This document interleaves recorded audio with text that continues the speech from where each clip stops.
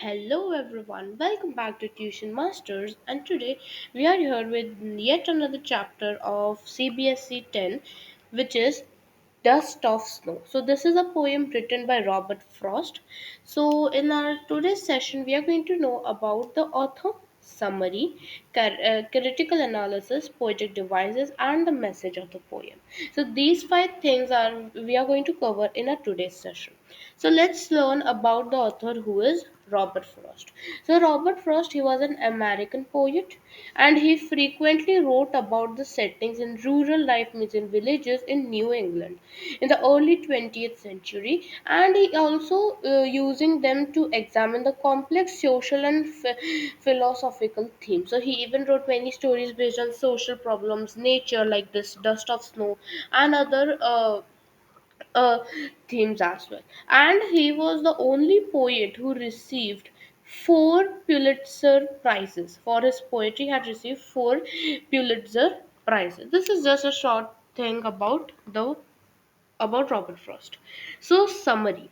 So there are basically, this poem is very short. There are just 8 lines in two stanzas. Very short lines even, I'll say. So we're going to just do those two stanzas, the summary. Although it is very short, but it gives a deep meaning. All right. So our first stanza is: the way a crow shook down on me the dust of snow from a hemlock tree. I know it's very short. That if we join all this formula, it will make one sentence itself, right? So this is the first stanza. The way a crow shook down on me the dust of snow from a hemlock tree. Now you should understand what it's trying to say. So here, first of all, what's a hemlock tree? Hemlock tree is a poisonous tree. Okay, it's a poisonous tree. Okay, here you can see in this image, this is a hemlock tree. It's a poisonous tree. So what happened? It's the snow season, right? It's winters. It is snowing heavily. So what happens on these trees? On the hemlock tree, there is full of snow. So on the what happens? A crow comes, sit on the snow, and the dust of the snow falls on the poet. So let's read the summary. In these lines, the poet is talking about a winter's day when all the treetops were covered with snowflakes. So when there is obviously snowfall, what happens? All the trees are covered with snow. Correct. Here the hemlock tree was covered with the snow. The poet is in a bad mood and walking by a tree, which is a hemlock tree. And hemlock tree is what? It is a poisonous tree. It is poisonous tree. Okay, so here in this stanza, crow and a crow is considered negative, and hemlock tree is also considered in a negative sense. All right, we'll learn that ahead also. So, a crow came and sat down on this tree suddenly, and because of this sudden movement, the mass of snowflakes from the top fell down on the poet. So, what happened? This tree, hemlock tree, is full with snow. A crow suddenly sits. Now, if something suddenly sits, the snow will start falling. So, the snow fell on the poet's head. Now, was the poet happy, or he became more angry? This shower of dust of snow from the hemlock tree is evidently the subject matter of the poem. Means it is the main matter, it's the main idea of the poem. Now, when we know that the poet was in a very sad mood, right? He was sad. But when the snow fell down on him, he felt happy. Okay, he was a kind of happy, which we get to know in the second stanza. Has given my heart a change of mood and saved some part of a day I read. Okay, again, the poem is finished by this. So, has given my heart a change of mood and saved some part of a day I had read. Read means ruined. Ruined means ruined. So, what's it telling? Has given. What is has over here? Has is nothing but the snow. The snow which fell on him, that gave his heart a change of mood. He was sad. He was sad. Now he was happy. His mood was changed, and it saved some part of a day that he had ruined.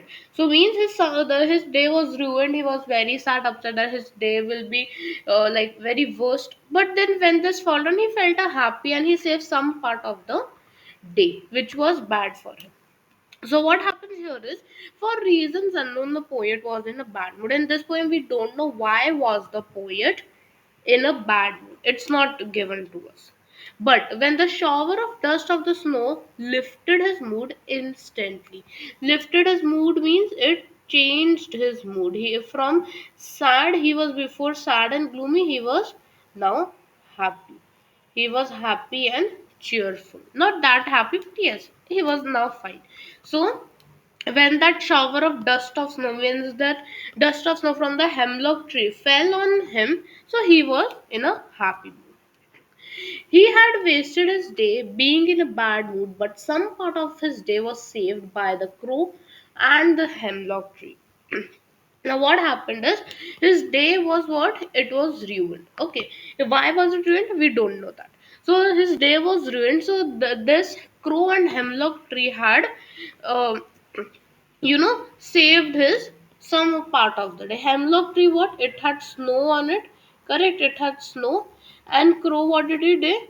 He shaked the tree, and the what do we say, the snow fell on him. So crow and hemlock tree is giving credit to both of them. Because of these two, the dust of snow fell on me and I was happy now. Generally, now see, this is some important part. Hemlock tree and crow, these two things are used for a negative references, but the poet used them beautifully to portray that inauspicious things can bring joy and happiness too. So now what happens is, generally hemlock tree is what? It's a poisonous tree. Correct. And crow. These two are considered to be negative references. Okay. They're always taken when someone is sad, or we have to show something bad. That time these are used, crow and hemlock tree. In a poem, that time these are used as a negative reference, that the poem is going sadly. But in this poem, Dust of Snow, Robert Frost is telling us that inauspicious thing means unlucky. Inauspicious, you can consider here unlucky. So what happens? He's telling that unlucky things, like here, hemlock tree and even the crow, it can bring joy and happiness. For example, now what happened, the hemlock tree and crow were negatively considered, but these two things made the poet happy. They made it give him joy and happiness. Although they are considered unauspicious, but still it gave them happiness. Correct. So one must not take things for granted and should be open and accept whichever way the nature chooses us to bless. Now the poet was sad, so nature healed him. Right? How did it happen? By the dust of snow. Just a simple dust of snow made his, mood cheerful. Right? So that is what the poem says all about. So let's do some critical analysis of the poem. So creation of gloomy mood in the beginning. So first of all, when the poem starts, the Robert Frost, the poet, he is quite sad, gloomy. We don't know what reason, but yes, he is. Use of nature symbols. The nature gives some symbols, some signs to us, to which we get, one gets happy, right? Here what was it? Here it was snow. Crow and hemlock tree, these two are considered negative symbols to create the gloomy atmosphere. So, in your example, they can ask that what is the contrast between the negative symbols of crow and hemlock tree in this poem? So, you have to tell that although they're considered unauspicious, but still, the poet said that they are sometimes unauspicious things can also give us joy and happiness. So although these are majorly used to give negative symbols and create a gloomy sad atmosphere, because they're negative, right? Negatively considered inauspicious. But here in this poem, he says that even inauspicious things can give us joy and happiness. Here snow is given a symbol of joy, because when snow fell down on him, he was happy. And negative becomes positive, means his negative thoughts, what, he was sad, but now he becomes happy. Right? So this is what the poem says. Now Poetic device. In this, it is a very short poem, so we have very few poetic devices. So first one, what is the rhyme scheme? The rhyme scheme of this poem is AB. Let's see how. We'll go to both the stanzas and check it one by one. All right. So here, the way a crow is A, shook down on me. Me is B.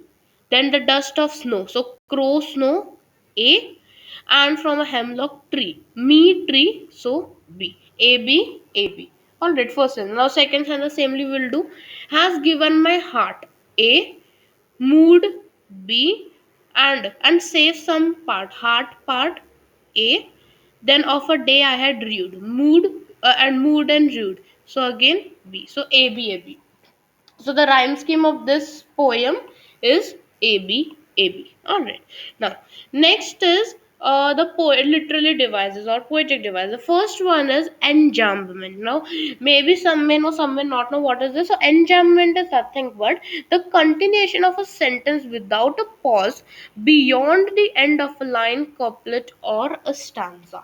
So enjambment is used in the poem. How both the two stanzas of the poem is a single sentence in the four lines without any punctuation. If you read the whole poem carefully, you will see that the way a crow shook down on me, the dust of snow from a hemlock tree, has given my heart a change of mood and saved some part of a day I had rued.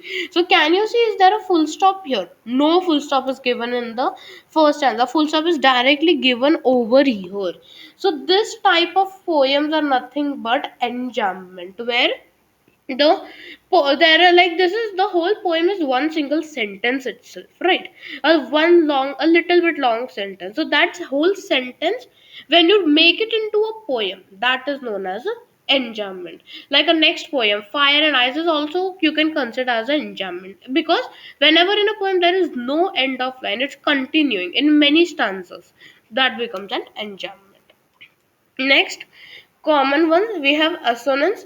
Assonance or vowel rhyme. It means that it is a repetition of vowel sounds across a line of words. So vowels A E I O U. So there, wherever these vowels are repeating, that is assonance. So O is in sound shook down on me. So here two O, one O, single O. So the many O's are repeated, right? So that way that is assonance. Last one, very common one, alliteration. Alliteration is the repetition of the same consonant sounds at the beginning of words that are close in proximity to each other.